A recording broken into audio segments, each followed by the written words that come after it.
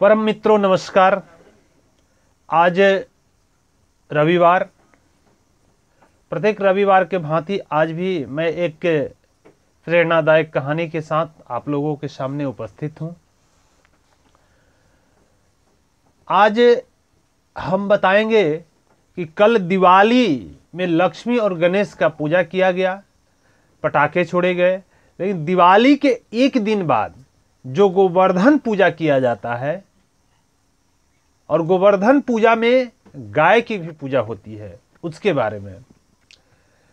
जिस प्रकार मां लक्ष्मी हमें धन वैभव सुख समृद्धि प्रदान करती हैं, वैसे ही गाय भी हमें और हमारे जीवन की रक्षा करती है। गाय का दूध निरोगी माना गया है। गाय के बारे में बताया गया है जिस तरह से लक्ष्मी और गणेश का पूजा जो है दिवाली के दिन किया जाता है, उसके बाद अगले दिन गोवर्धन पूजा किया जाता है। तो गोवर्धन पूजा में गाय के बारे में बताया जाता है, गाय का ही महत्व दिया जाता है, और हिंदू धर्म में गाय को माता कहा गया है। तो गाय भी लक्ष्मी है, उसके दूध से लेकर, मूत्र से लेकर, गोबर से लेकर हर चीज उसका उपयोगी है। तो आज गाय को लक्ष्मी मानकर पूजा करते हैं। तो आइए अब यहां एक कहानी से जुड़ा हुआ है कि गोवर्धन पूजा कैसे शुरू हुआ। तो कृष्ण भगवान जो है, गोवर्धन पूजा जो है, उनकी माँ जो है दीपावली के बाद इंद्र भगवान की पूजा कर रही थी। तो कृष्ण भगवान बोले कि इनकी पूजा कर रही हैं। तो उन्होंने बोला कि हम इंद्र की पूजा कर रहे हैं। उस पर श्री कृष्ण भगवान ने कहा कि दीपावली के दिन लक्ष्मी जी की पूजा होती है और गाय को भी लक्ष्मी माना जाता है, इसलिए आज गोवर्धन पूजा होना चाहिए। उन्होंने गोवर्धन पूजा करने का आदेश दिया। उधर इंद्र भगवान का जो पूजा हो रहा था, इंद्र भगवान कुपित हो गए, और इंद्र भगवान कुपित होने के बाद बारिश अंदर पूरा बारिश से होने लगा। पर उसके बाद क्या हुआ कि तब श्री कृष्ण भगवान जो है गोवर्धन को कानी उंगली पर उठा लिए, उसके नीचे सारे लोग आकर के इकट्ठा हो गए। तो बात यहां आती है कि गोवर्धन बारिश से तो बचाव हो गया, लेकिन जो इतना जल हो रहा था, वह जल जो है जल से तो बाढ़ आ जाएगा, प्रलय हो जाएगा। तो आखिर वैसा हुआ क्यों नहीं? तो बात हम यहां करेंगे कि कभी कभी ऐसा होता है कि जो हम किसी से कर्ज लेते हैं, नहीं दे पाते हैं, तो अगले जन्म में उस कर्ज को चुकाना पड़ता है। तो उसी तरह से एक बार की बात है कि राम जी जब लंका पर विजय प्राप्त कर अयोध्या लौटे, तो सीता जी के मन में ख्याल आया कि कुछ ऐसे ब्राह्मण को बुलाया जाए जो कि हम लोग खिलाएं, तो हम लोगों को लगे कि हमने खिलाया और उनको भी लगे कि हमने खाया। तो रामचंद्र जी के द्वारा अगस्त ऋषि को बुलाया गया।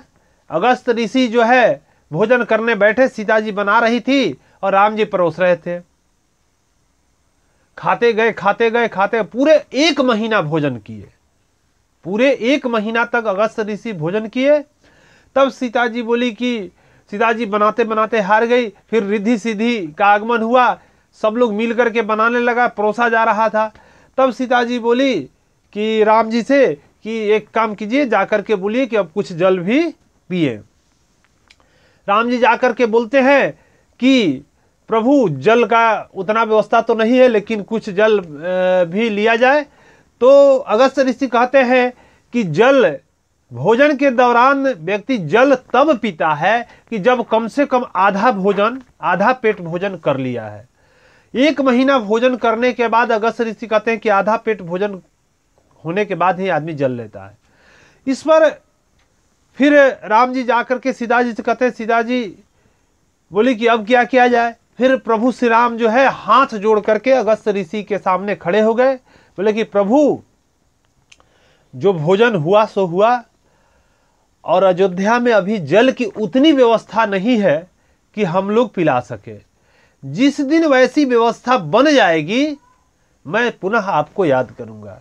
तो वही अगले जन्म में रामावतार का कर्ज जो है कृष्णावतार में, कृष्ण जब गोवर्धन उठाए हुए थे, जल हो रहा था, इंद्र भगवान कुपित थे, तो बाढ़ की स्थिति पैदा ना हो इसके लिए तुरंत अगस्त ऋषि को याद किए और अगस्त ऋषि आए, जितने इंद्र भगवान जल बरखा रहे थे, बारिश हो रहा था, उसको पीते गए।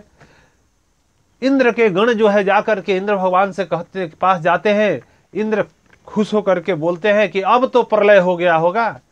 तब उनके गण कहते हैं, उनके दूत कहते हैं कि प्रलय? कैसा प्रलय?